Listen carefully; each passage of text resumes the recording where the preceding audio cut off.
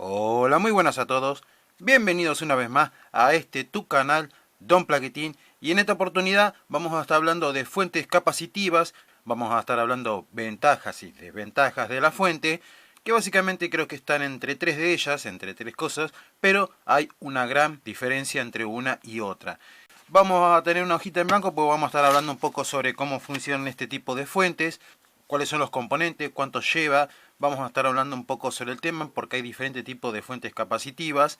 Y a la misma vez, como ha pedido un suscriptor, vamos a estar trabajando con, si se puede ver, porque está bastante potente, sobre lo que es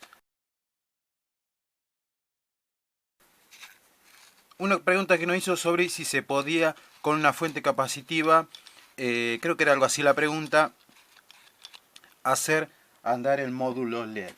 La verdad es que sí, existe. Yo lo había reparado hace un tiempo atrás. Bien, ahora que pudimos sacar la tapa, que es el difusor, como podemos apreciar, en la parte interna solamente viene un capacitor y un par de resistencia y poco más. Y los diodos que están atrás no trae más.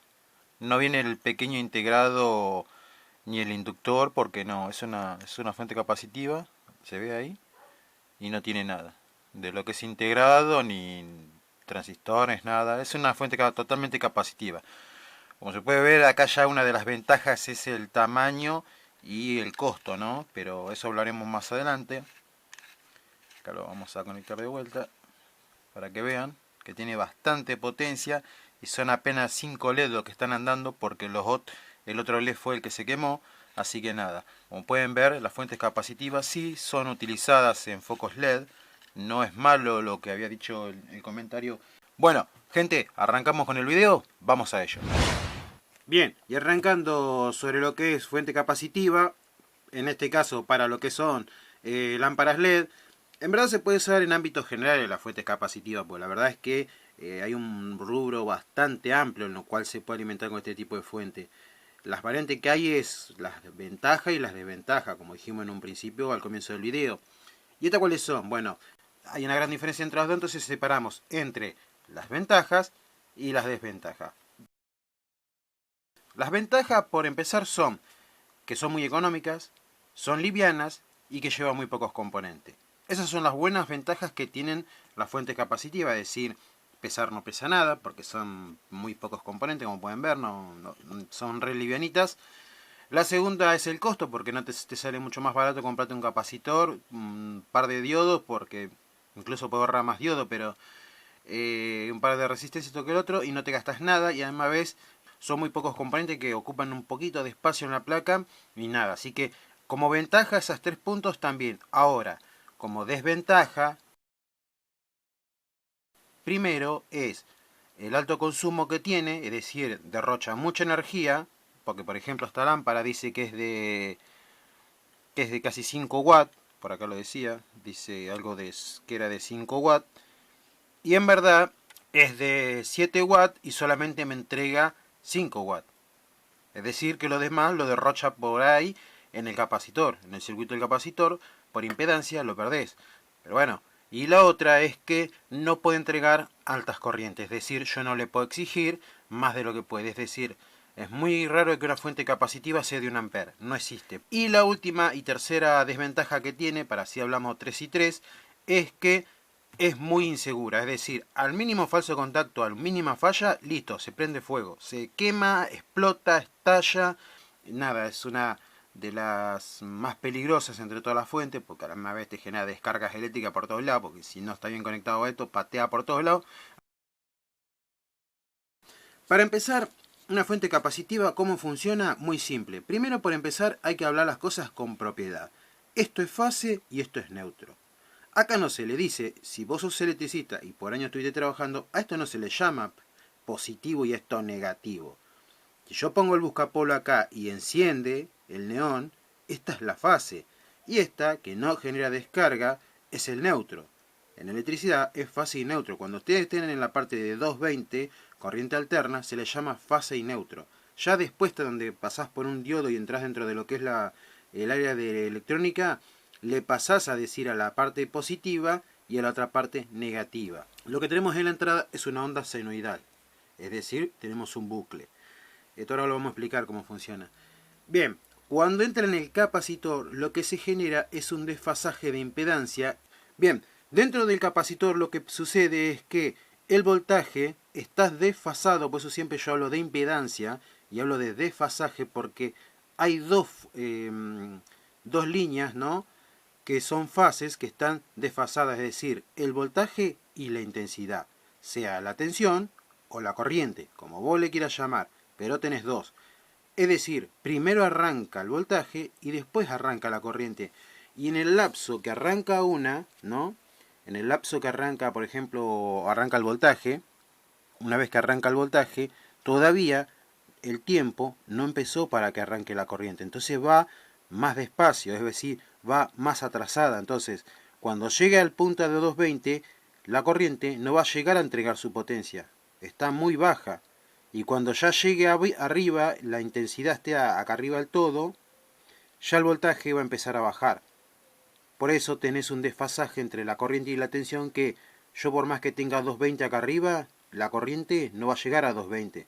Va a estar por debajo de una potencia. Y esto se ve así, pero dentro del osciloscopio se ve un poco más separado, un tanto así. Bien, ¿y yo por qué lo dibujé acá? Más que nada para mostrarte eso. No, para mostrarte que el desfasaje lo tenés acá cuando está muy cerca de la corriente del voltaje, es baja impedancia, y cuando están muy separados es alta impedancia. Y la peor de todas es la que es más o menos así. Bien, no sé si han visto alguna vez un dibujo así que son como... Es porque lo siguiente, el voltaje cuando inicia, la corriente ni siquiera arrancó. Y cuando llega a cero, recién ahí arranca la corriente. Y el voltaje va por la zona negativa. Y cuando se vuelven a cruzar, se cruzan en el punto cero del tiempo. Y el voltaje va para abajo y la corriente va para arriba. Esta, que son los 180 grados, se lo conoce como impedancia y tiene el símbolo infinito porque es impedancia infinita. O sea, no hay un pasaje, no hay un encuentro de consumo en sí porque está totalmente desfasada la tensión de la intensidad. De ahí que viene la alta impedancia y la impedancia infinita. Esto es alta impedancia porque se está separando mucho, y baja impedancia es cuando ya está muy poco acortado. ¿Cuándo se acorta más? Cuando el capacitor tiene mayor valor. ¿Y cuándo se separa más? Bueno, cuando el capacitor es más bajo, es decir, tiene un valor mucho más bajo. En fin, esto es lo que pasa dentro de un capacitor. No lo voy a explicar con más física porque no nos vamos más. Entonces, acá lo que va a pasar es que yo voy a tener 220, pero no voy a tener la corriente de 220 amperes. Voy a tener la corriente por debajo de casi 100 miliamperes. Lo cual los capacitores no llegan a tener, con una fuente capacitiva no llega a conseguir muy fácil un ampere, acordate. Cuando ya tenés acá, pongámosle un voltaje establecido, la caída de tensión se te va a generar porque como no tenés intensidad, el voltaje baja. Entonces la carga del módulo, cuando está conectado, te tira el voltaje y se establece una tensión del valor del módulo. Si el módulo es de 90 volt, acá va a haber 90 volt. Si se desconecta el módulo, se eleva la tensión al valor de la línea. Es decir, acá voy a tener 280. Por eso es que al capacitor lo hicieron de 400 volt, pusieron un capacitor de 2.2 microfaradios 400 volt, que en el caso de que se queme un LED, que es lo que pasó acá, que se quemó este LED que está acá, para que la fuente no cargue el capacitor y estalle, lo hicieron de este valor para que quede cargado. Y acá hay una resistencia de bajo valor que me olvidé dibujarla acá porque también tenía esto una resistencia de sangrado. De una SMD chiquitita, acá al costadito del capacitor, para que se descargara este. ¿Para qué? Para que cuando vayas a tocarlo no te patee. Pero ven que incluso sabían que si se quema el LED podía estallar los capacitores, y para que eso no pase ponían resistencia de sangrado y sistema de seguridad como elevarle la tensión de trabajo, porque este es de 600 volt. Le han subido los valores a los capacitores para que estos focos no estallen y prendan fuego las casas. Entonces, para que no pase eso, como sistema de seguridad, le ponen capacitores con valores altos. Nada, esto como una de las cosas que tiene uso, ¿no? Y por supuesto el puente rectificador, que son 4 diodos, 1N4007, que se usan esos básicos. ¿Por qué? Porque recuerden lo que dije en un principio, esta fuente de más de 200 mA no le vas a sacar un capacitor.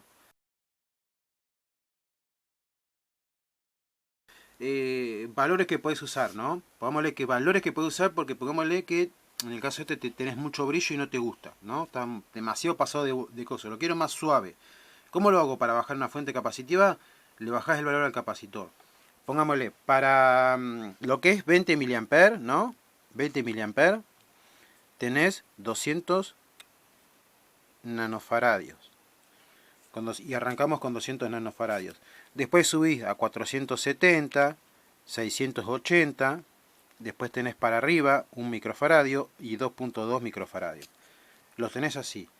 En en el de 470, vas a tener, sí, 35, 45 mA, con 680 tenés 45, y ya con 1 microfaradio te acercás a lo que son los 80 mA. Y con 2.2 tenés 120 mA.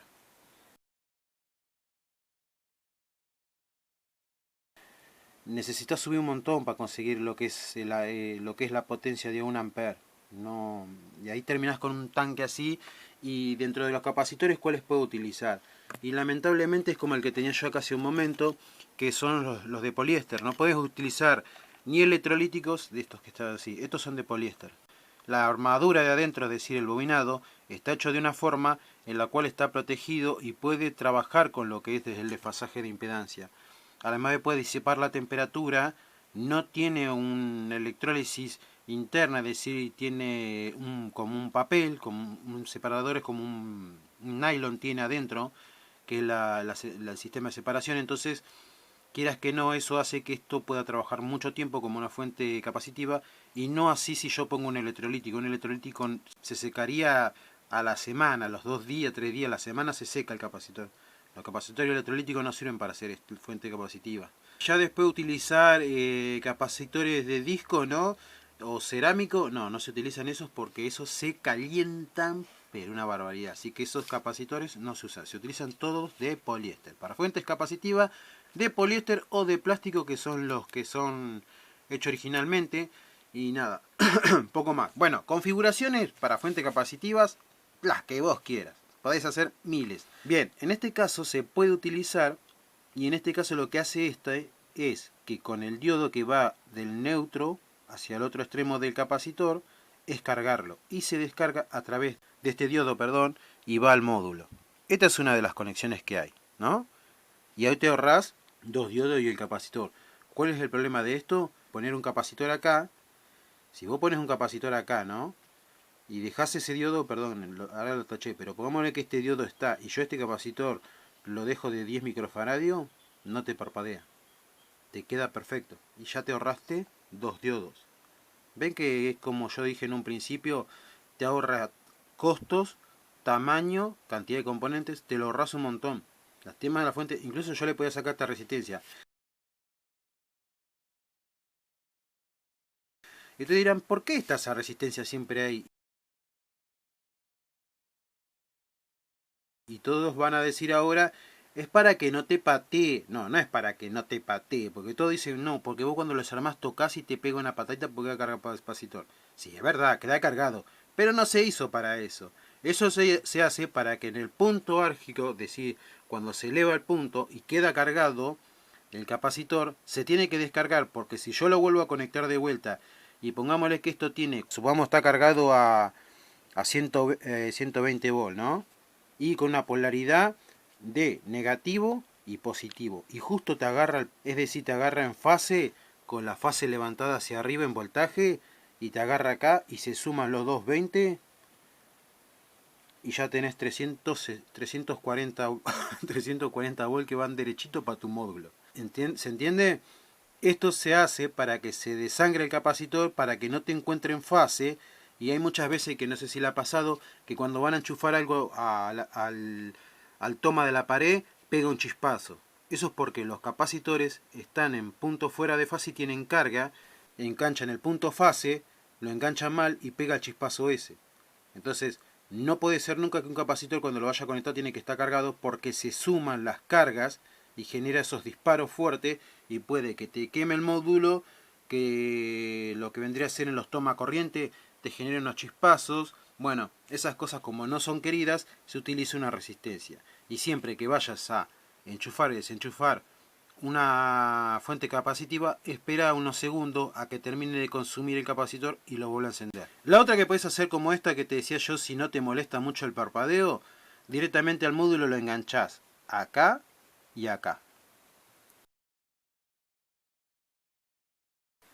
Dejás este diodo, le sacás esta resistencia, la haces volar a la resistencia esta, pero tiene el problema que te va a titilar y a simple vista lo notás. Pero si lo querés por un poco de luz para ver, usarlo así, si de última.